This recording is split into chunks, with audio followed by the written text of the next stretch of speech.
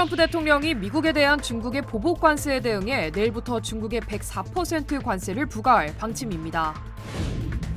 전 세계 상호 관세 발효를 하루 앞두고 트럼프 대통령이 미국이 매일 20억 달러의 수익을 올리고 있다며 만족감을 나타냈습니다.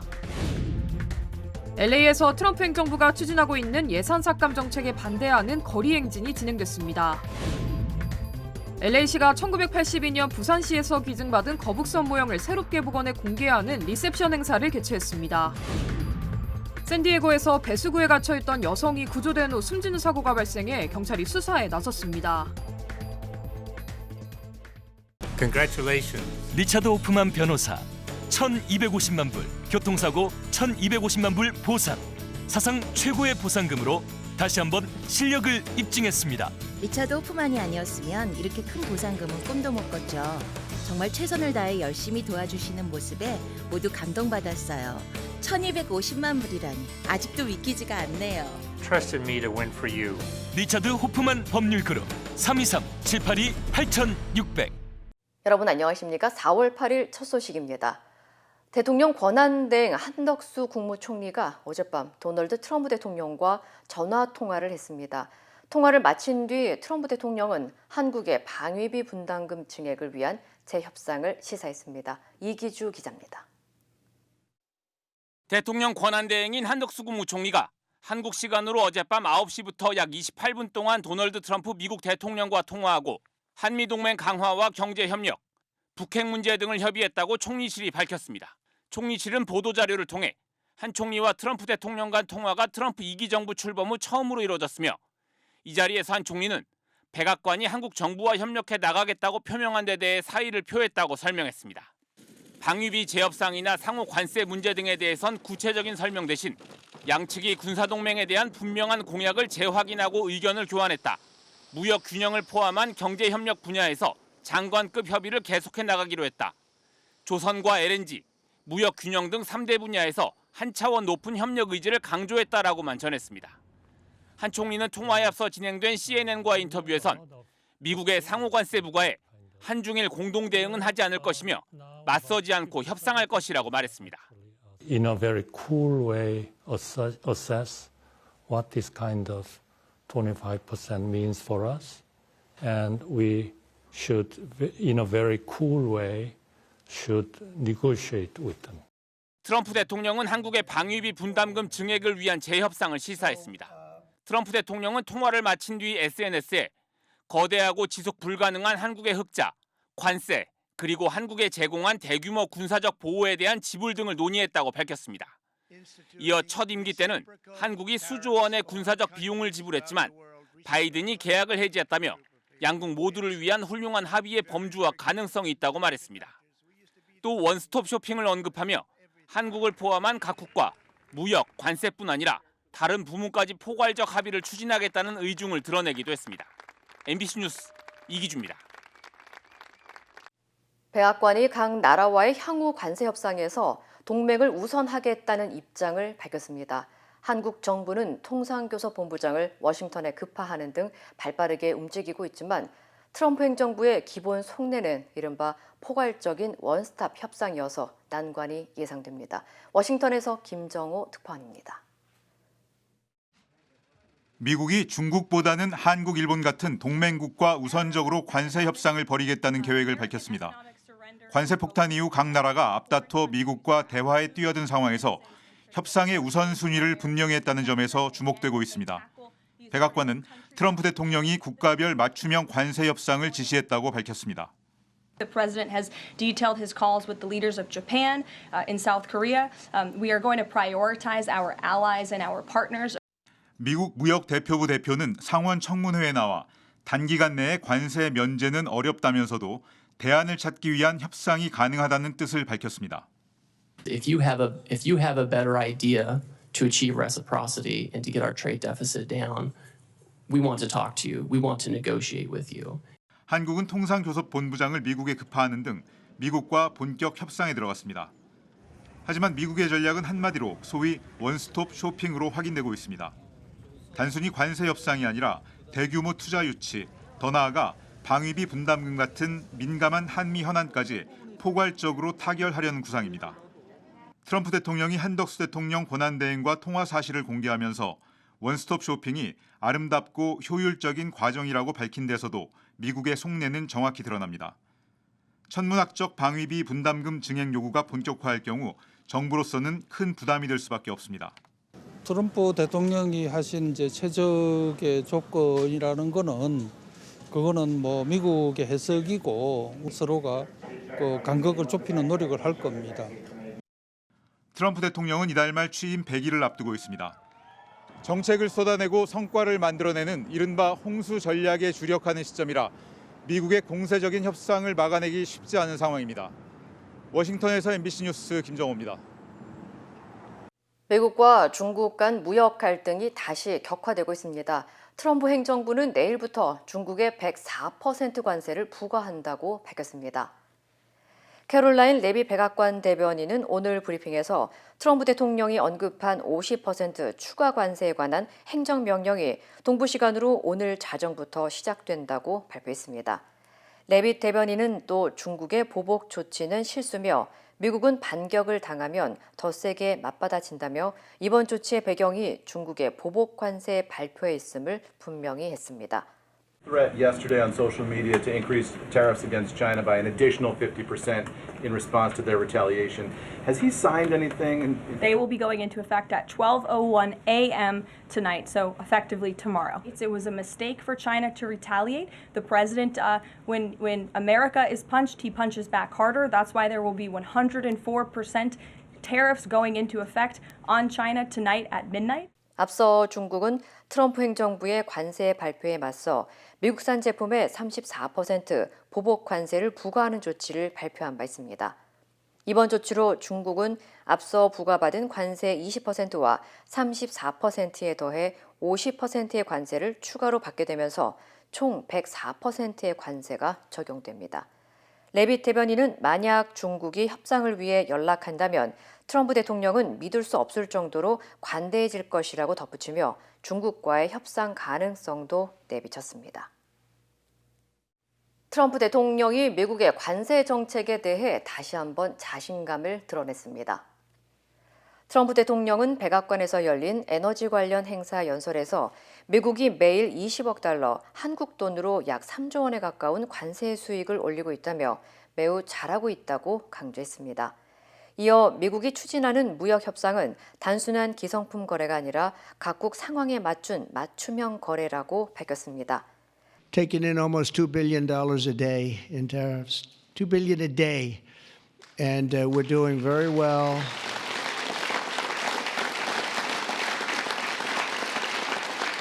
And we're doing very well in making, I call them tailored deals, not off the rack. These are tailored, highly tailored deals.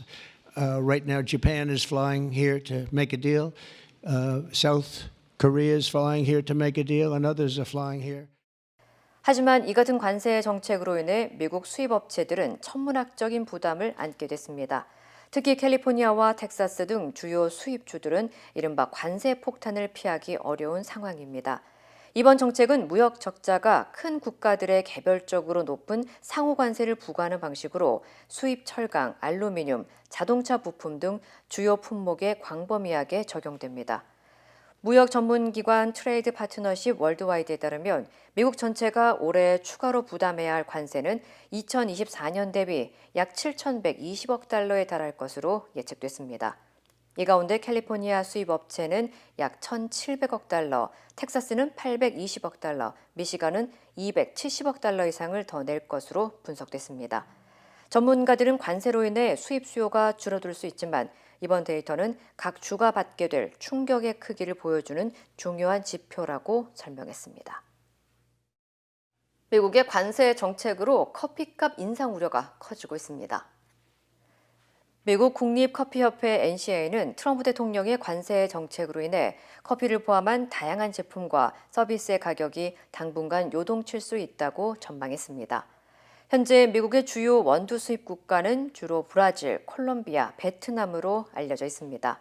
NCA는 현재 16파운드당 베트남산 원두의 평균 가격이 $700 수준이지만 46%의 관세가 부과될 경우 같은 양의 원두 가격이 $1,000에 이를 것으로 추산했습니다.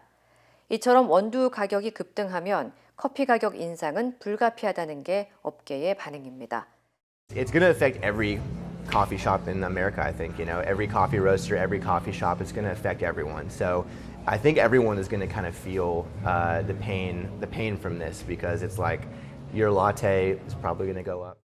현재 업계에서는 관세가 부과되기 전 가격으로 원두콩 재고를 쌓아두기 위한 가격 경쟁이 벌어지고 있는 것으로 전해졌습니다. 한편 트럼프 대통령의 관세 정책에 따라 베트남산 수입품의 46%, 브라질과 콜롬비아 국가에는 10% 관세가 부과됐습니다. LA 도심에서 수백 명이 예산 삭감을 중단하라며 거리 행진에 나섰습니다. 킬더 커츠로 불리는 이번 시위는 트럼프 행정부가 추진 중인 연구, 보건, 교육 분야 예산 삭감에 반대하는 전국 행동의 일환입니다. UCLA 관계자 200여 명을 포함한 시위대는 웨스트우드 주요 교차로를 가로막고 행진을 벌였으며 일대 교통이 한때 마비됐습니다. 주최 측은 예산이 줄면 대학 연구는 멈추고 생명을 살리는 의료와 교육 기회도 사라질 수 있다고 우려했습니다. 노조는 정부가 고통받는 시민들을 외면하고 있다며 정치권의 강력한 대응을 촉구했습니다. LA시가 1982년 부산시로부터 받은 거북선 기증품을 복원해 2028년 올림픽을 앞두고 공식 공개했습니다. 캐런 베스 LA시장은 부산과 LA 한인 커뮤니티의 지속적인 우정을 상징하는 의미가 있는 거북선이 20여 년 만에 처음으로 대규모 복원 작업을 거쳐 LA 컨벤션 센터로 옮겨졌다고 밝혔습니다. 거북선 모형은 LA 컨벤션 센터 웨스트홀 정문에 전시됐으며 LA시는 거북선이 매년 160만여 명의 방문객을 맞이할 것으로 기대했습니다. And to understand the history of the ship and also to know that the descendants of the general were here, I think that it is very important and I hope that they see the value of the location here where the entire world will see. Today is really a great time because all the elders know the Korean turtle ship, but the kids they do not know. They just don't know. But now with that, all the Korean kids and they will know now. So which is a great day today. 거북선을 기증한 부산시는 LA 자매 도시며 LA시는 이번 복원과 이전 작업에 약 $50만 투입한 것으로 알려졌습니다. 앞서 LA시 의회는 다가오는 2028 LA 올림픽을 위한 홍보 물품 전시를 위해 42년 동안 LA 시청에 전시됐던 거북선을 LA 컨벤션 센터로 옮기는 동의안을 채택한 바 있습니다. 세금 신고 마감일이 다가오고 있지만 아직 세금 신고를 하지 않은 미국인이 전체 40%에 달하는 것으로 나타났습니다. 국세청에 따르면 올해 세금 신고 마감일은 4월 15일로 지난 3월 21일 기준으로 접수된 신고 건수는 지난해 같은 기간보다 약 100만 건 줄었습니다.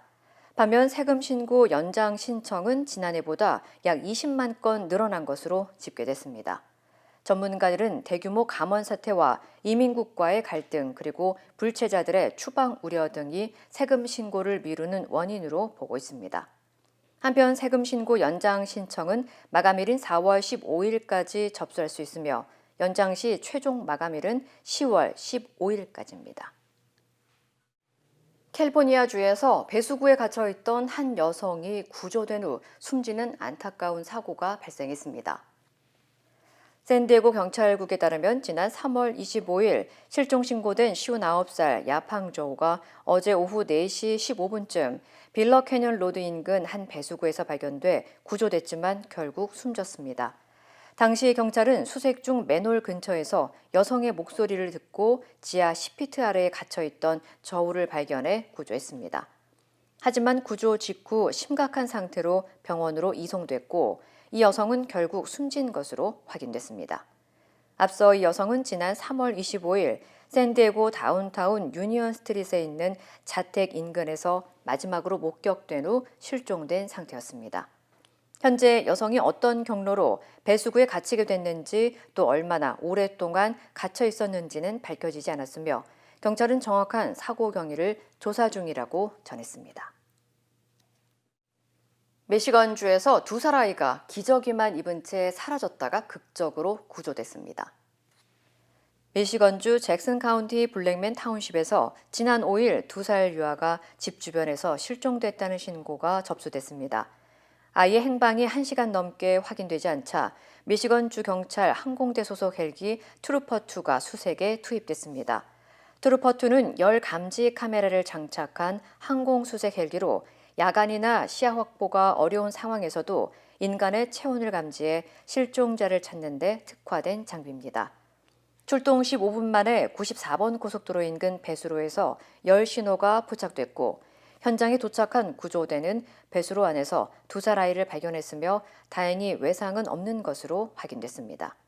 미시건주 경찰은 트루퍼2의 빠른 탐지와 구조 유도가 아이의 생명을 살리는 데 결정적인 역할을 했다고 밝혔습니다.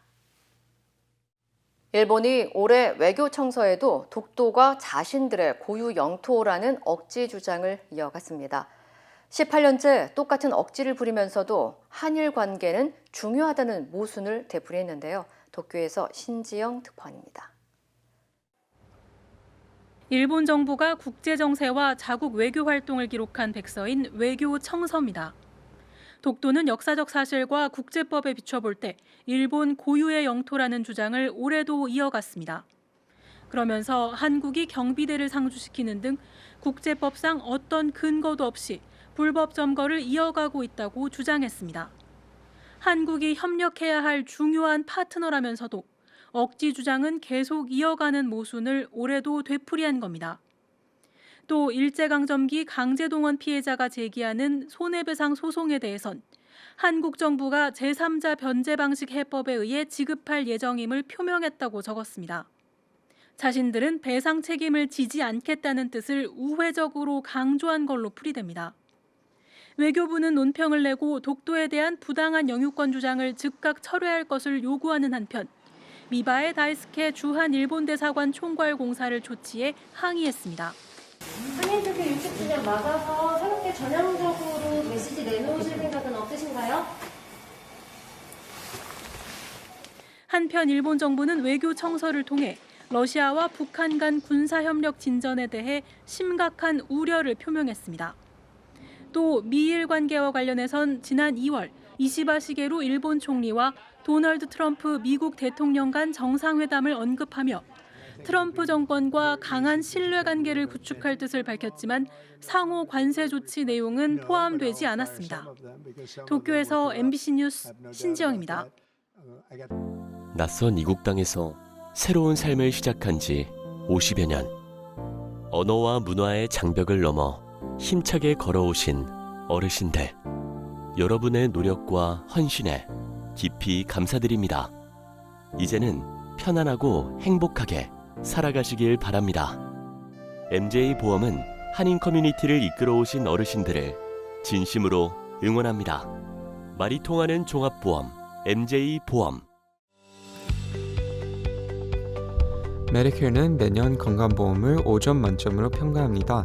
2025년 에스티바 헬스는 캘리포니아에서 4점 이상 받은 우수한 건강보험 중 하나입니다. 에스티바 헬스 가입하셔서 많은 혜택을 누리세요. 자세한 내용은 지금 바로 1888-688-8584로 전화주세요.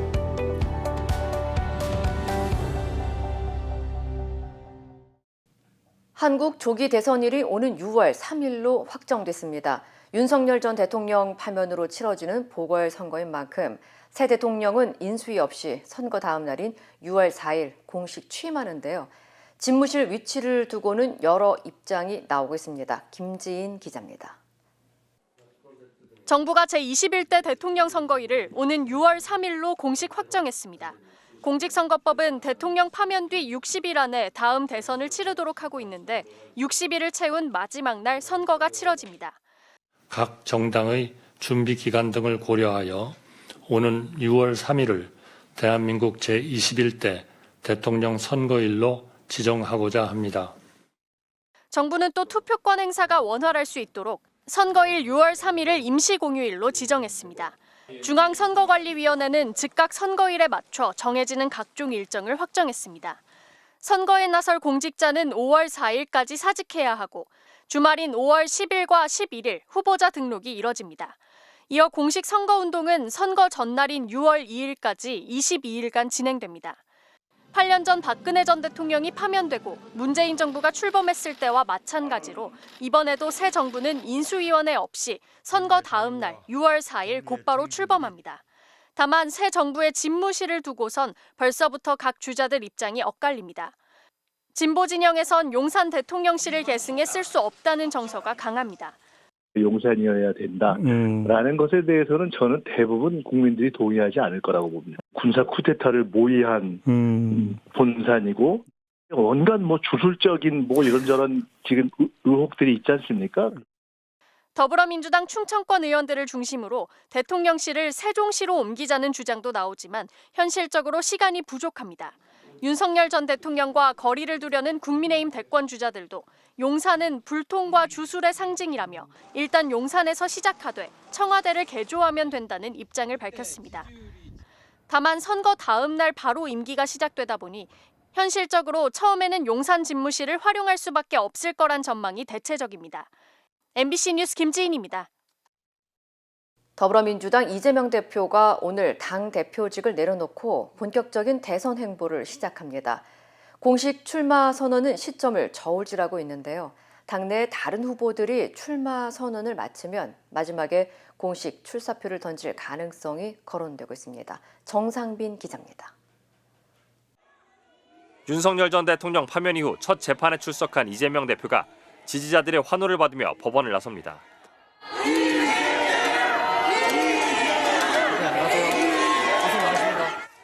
오늘 당 최고위원회의에서 당대표직 사퇴 의사를 밝히기로 한 이재명 대표는 내일 경선 캠프를 본격 가동합니다. 공식 출마 선언 일정은 아직 정해지지 않았는데 다른 당내 후보들이 모두 출사표를 던지고 나면 마지막에 하는 방안이 유력하게 거론되고 있습니다. 가장 압도적인 지지율로 선두를 달리고 있는 만큼 마지막 주자로 나서 존재감을 드러내겠다는 의도로 보입니다. 30% 후반대에서 50% 초반대에 이르는 타 후보들을, 그러니까 여야를 떠나서 훨씬 넘는 지지율을 가지고 있다는 것 자체는 사실이기 때문에 출마 선언 방식도 아직 확정되지 않았지만 내란 세력을 응징하고 새로운 시대를 여는 지도자 이미지를 강조하는 방안을 고심하고 있는 것으로 전해졌습니다. 비명계 주자들의 움직임도 빨라지고 있습니다. 자서전 출간을 예고한 김동연 경기지사는 관세 문제 대응을 위해 미국으로 출국하면서 오늘 인천공항에서 출마를 선언할 예정입니다. 김동연 지사는 출마 시기를 조율 중인 김경수 전 경남지사와 만났는데 두 사람은 대선 승리를 위해 힘을 모으자는 이야기를 나눈 것으로 전해졌습니다. 진보당에서는 김재현 상임대표와 강성희 전 의원이 모두 국민의힘 해체를 구호로 내걸고 대선 출사표를 던졌습니다. 주권자의 심판으로 내란 정당 국민의힘을 해체해야 합니다. 범진보 진영 후보들의 완전 국민 경선, 오픈 프라이머리를 제안했던 조국혁신당은 내일까지 각 당의 답변을 기다린 뒤 자체 경선 여부를 결정할 계획입니다. MBC 뉴스 정상빈입니다. 군소 후보들이 난립하고 있는 국민의힘에서는 김문수 고용노동부 장관이 장관직을 사퇴하고 조기 대선 출마를 공식화했습니다. 여론조사에서 여권 1위를 달리고 있는 김 전 장관의 출마로 다른 주자들의 행보도 빨라지고 있습니다. 고재민 기자입니다. 고용노동부 직원들과 일일이 악수를 나눈 뒤 단상에 오른 김문수 전 고용노동부 장관. 퇴임사에 앞서 머리 위로 하트를 그립니다. 여러분 정말 사랑합니다. 제가 특별히 김 전 장관은 국민들이 출마를 원하고 있고 국가적으로 어려운 상황에 대해 책임감을 느낀다며 대선 출마를 공식화했습니다. 청년들은 미래를 꿈꾸기 어려운 현실에 놓여 있습니다. 지금이야말로 위대한 대한민국을 다시 일으켜 세워야 할 때입니다. 국민의힘 4선 안철수 의원은 서울 광화문 이순신 장군 동상 앞에서 네 번째 대선 출사표를 던졌습니다. 자신이 이재명을 상대할 유일한 후보라며 시대 교체와 국민 통합을 내세웠습니다. 저는 누구보다 깨끗하고 의료다란 해결을 위한 최적임자이며 중도 소구력이 가장 큰 후보입니다. 대권 명당으로 꼽히는 서울 여의도의 한 건물에 나란히 입주하게 된 한동훈 전 대표와 홍준표 대구시장도 대선 출마 선언을 예고했습니다. 한 전 대표는 오는 목요일 일부 의원들과 비상계엄 해제 표결에 나섰던 국회 본관 앞에서 기자회견을 열기로 했고, 홍 시장은 이번 주 시장직을 내려놓고 다음 주 여의도에서 출마를 선언합니다. 본격적인 대선 레이스에 앞서 후보자들 간 견제도 벌써 시작됐습니다. 안철수 의원은 함께 탄핵 찬성파인 한 전 대표를 겨냥한 듯 더는 검사, 법조인 출신은 안 된다고 했고, 홍 시장은 함께 탄핵에 반대한 김 전 장관에 대해 탈레반이라며 자신은 유연성이 있다고 주장했습니다. 국민의힘 선거관리위원회는 이르면 다음 달 2일 최종 후보를 선출할 계획입니다. 경선 일정이 촉박해 당원 투표 50%와 여론조사 50%로 최종 후보를 뽑았던 지난 대선 때의 경선 방식을 그대로 유지할 전망입니다. 한편 이미 개혁신당 대선 후보로 확정된 이준석 의원은 중앙선관위에 대선 예비후보 등록을 마쳤습니다. MBC 뉴스 고재민입니다. 한국 여자 배구의 간판 김연경 선수가 자신의 은퇴 경기를 우승으로 장식하며 최우수 선수에도 뽑혔습니다. 전영우 기자입니다. 챔피언 결정전에서 2승 2패로 맞선 흥국생명과 정관장. 두 팀 모두 물러날 곳이 없는 마지막 승부였습니다. 김연경의 고별 경기에서 우승을 선물하고 싶은 흥국생명이 먼저 힘을 냈습니다. 흥국생명은 1세트와 2세트를 듀스까지 가는 접전 끝에 모두 26대 24, 그것도 역전승으로 따냈습니다. 김연경은 고비마다 오픈 공격과 블로킹, 서브 득점으로 코트를 누비며 흥국생명의 투혼에 불을 지폈습니다. 하지만 특급 공격수 메가가 버틴 정관장은 그대로 물러나지 않았습니다. 3세트와 4세트, 메가는 전방과 후방을 가리지 않고 공격을 이끌며 승부를 2대2 원점으로 돌려놨습니다. 간절함을 승리로 바꾼 팀은 배구 여제 김연경이 이끈 흥국생명. 김연경이 마지막 힘을 모두 쏟아낸 흥국생명은 투특후의 한 방으로 길고 처절한 승부에 마침표를 찍었습니다. 블로킹 점수 7점을 포함해 시즌 최다인 34득점을 기록한 김연경은 팀에게 6년 만에 통합 우승을 선사했습니다. 모르겠어요. 실감이 안 나요. 너무 행복합니다. 네, 이거보다 더 행복한 은퇴가 어디 있겠습니까? 네, 저는 기분 좋게 떠나겠습니다. 웃으면서 보내주세요. 감사합니다. 김연경은 기자단 투표에서 만장일치로 최우수 선수로도 뽑혀 자신의 은퇴 경기를 말 그대로 배구 여제답게 장식했습니다. MBC 뉴스 전용우입니다. 카리브의 섬나라인 도미니카 공화국에서 나이트클럽 지붕이 붕괴하는 사고가 있었습니다. 이 사고로 현장에서 공연 중이던 현지 유명 가수와 주지사 등 40명이 넘게 숨졌습니다. 관련 소식 전해드립니다. 화려한 조명이 비치는 나이트클럽이 갑자기 아수라장으로 변합니다. 현지 가수 공연 중에 지붕이 갑자기 무너진 겁니다. 도미니카 공화국 수도 산토도밍고에 있는 제트세트 클럽 지붕이 무너지면서 당시 현장에서 공연을 관람하던 44명이 숨지고 100여 명이 다쳤습니다. 사망자 중에는 가수 루비 페레스와 도미니카 공화국 몬테크리스티주의 행정 책임자 넬시 크루스 주지사도 포함됐습니다. 크루스 주지사는 도미니카 공화국 야구 전설이자 미국 프로야구 메이저리그에서 김하성, 이대호, 최진만과 한때 한솥밥을 먹기도 했던 넬슨 크루스의 혈육으로 알려져 있습니다. 한편 이번 사고로 주 도미니카 공화국 한국대사관에 접수된 한국 교민이나 관광객 피해는 없는 것으로 파악됐습니다.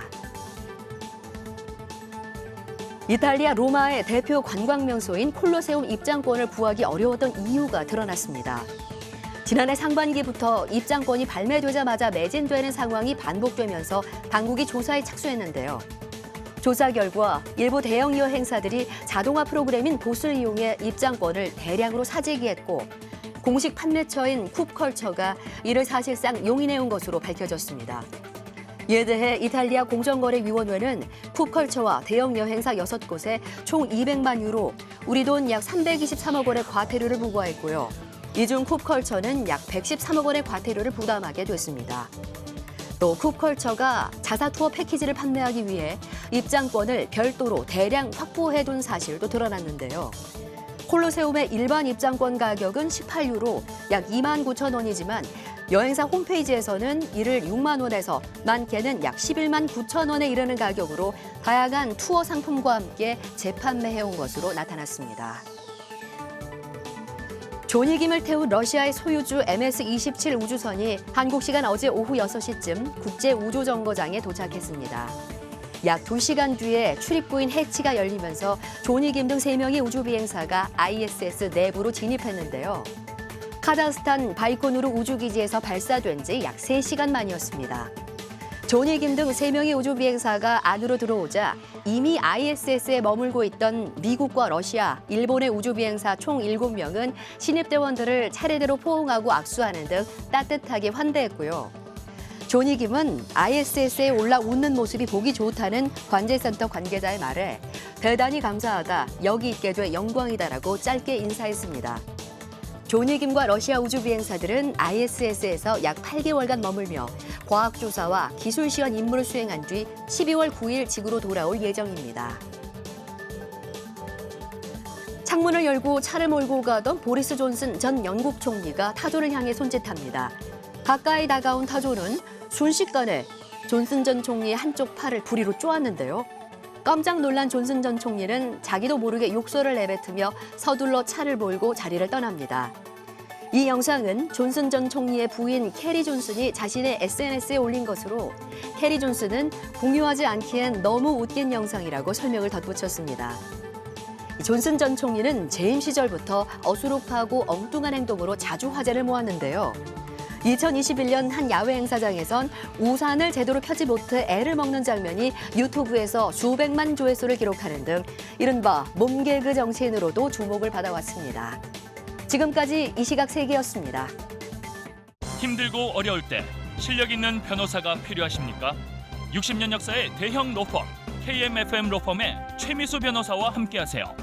교통사고, 민사법, 형사법, 가정법 등 풍부한 경험과 최고의 실력으로 완벽하게 도와드립니다. 최고의 보상을 책임지는 실력 있는 대형 로펌, 도움이 필요할 때 강한 힘이 되는 변호사 KMFM 로펌 최미수 변호사 213-427-2350. 인터넷과 SNS에서 화제가 된 소식들 알아보는 투데이 와글와글입니다.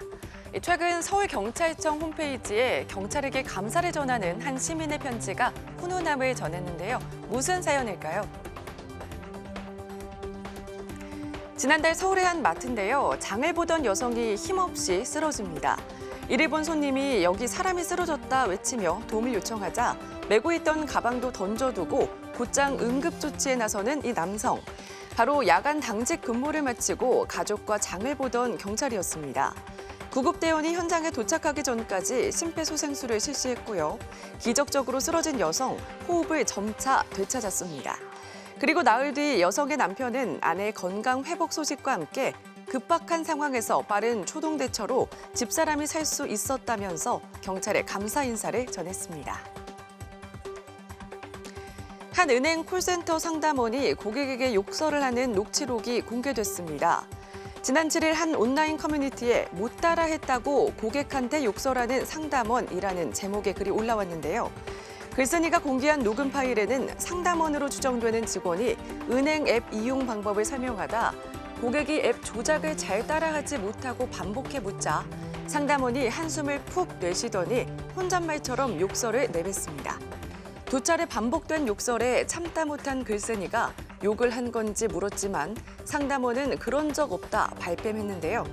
사연을 접한 누리꾼들은 감정 노동에 시달리는 상담원이 고된 일인 건 맞지만 고객에게 막말을 쏟아낸 건 잘못이라는 반응을 보였습니다. 멀쩡히 음식을 받아놓고 배달 주문을 취소한 고객이 음식을 수거하러 온 배달 기사에게 쓰레기를 건넨 사연이 온라인에서 논란이 되고 있습니다. 퇴근 후 동생과 배달 일을 하고 있다는 작성자는 동생이 배달을 마치고 15분 후 배달 취소 알람이 울렸다고 하길래 동생 대신 배달 장소로 향했다는데요. 음식을 수거하러 왔다고 하자 해당 고객은 배달앱 고객센터에서 음식을 자체 폐기하라고 했다면서 매운탕을 다 먹고 생겨난 음식물 쓰레기를 건넸다는데요. 글쓴이는 음식을 다 먹어놓고 배달 불가 지역이라고 취소했던데 해당 아파트는 배달 불가 지역도 아니라며 황당함을 토로했습니다. 네, 인공지능 로봇이 빠르게 진화하고 있는데요. 사람이 타고 다닐 수 있는 탑승형 인공지능 로봇이 공개돼 눈길을 끌고 있습니다. 험한 산길을 질주하고요. 울퉁불퉁한 바위길도 문제 없습니다. 사람을 태우고 달리는 사족보행 로봇 코레오인데요. 일본 중공업 업체가 개발한 로봇 시제품으로 기존 로봇과 가장 다른 점은 사람이 말처럼 타고 다닐 수 있는 탑승형 로봇이라는 점입니다. 고르지 않은 산악 지형에서도 균형감을 유지하며 달릴 수 있도록 4다리가 달려 있고요. 머리 부분에 삼각형 모양 얼굴이 있어 한 마리 늑대를 떠올리게 하는데요. 사람의 움직임에 따라 무게중심이 이동되면 로봇이 걸음을 조정해 충격을 흡수하고요.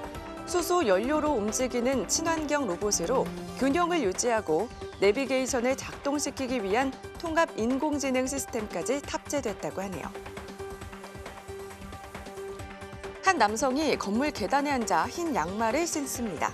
그리고 양말만 신은 채 길거리와 쇼핑몰, 화장실 등을 돌아다니죠. 이곳은 아랍에미리트 두바이인데요. 한 유명 인플루언서가 두바이의 거리가 얼마나 깨끗한지 알아보기 위해 흰 양말을 신고 걸은 뒤 상태를 확인하는 이른바 흰 양말 테스트를 진행한 겁니다. 그렇다면 과연 결과는 어땠을까요? 놀랍게도 도시 곳곳을 걸어다니도 흰 양말은 새 것처럼 깨끗한 상태였는데요. 영상을 본 누리꾼들은 대부분 두바이 거리가 우리 집보다 깨끗한 것 같다며 놀라워했지만 촬영 중간에 양말을 바꾼 것 아니냐며 진위를 의심하는 반응도 나왔습니다. 이번엔 인도 뭄바이의 한 기차역인데요. 선로 근처에 서 있던 남성, 열차가 들어오자 올라타려는 모습이죠. 일행으로 보이는 여성 승객에게 짐을 건네고요. 발 디딜 틈도 없이 승객들로 가득 찬 열차 안으로 뛰어오릅니다. 플랫폼이 아닌 곳에서 위험천만하게 열차에 탑승하려는 남성의 모습에 영상은 SNS에 화제가 됐지만 안전을 우려하는 목소리가 이어졌는데요. 누가 따라 할까 봐 무섭다, 너무 위험하다, 열차 타려고 목숨까지 걸어야 하나, 저러다 큰일 난다며 남성의 위험한 행동에 대해 지적했습니다. 실제로 인도에서는 열차 사고로 인한 사망자만 한 해 만여 명에 이르는 것으로 알려졌습니다. 투데이 와글와글이었습니다.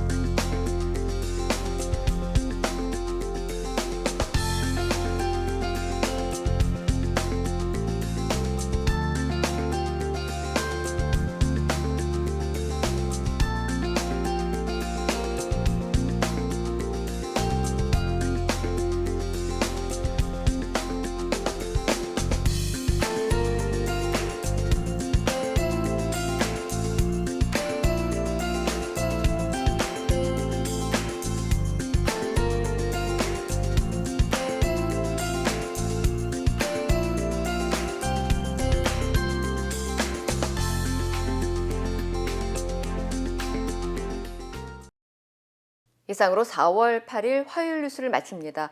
시청해주신 여러분 고맙습니다.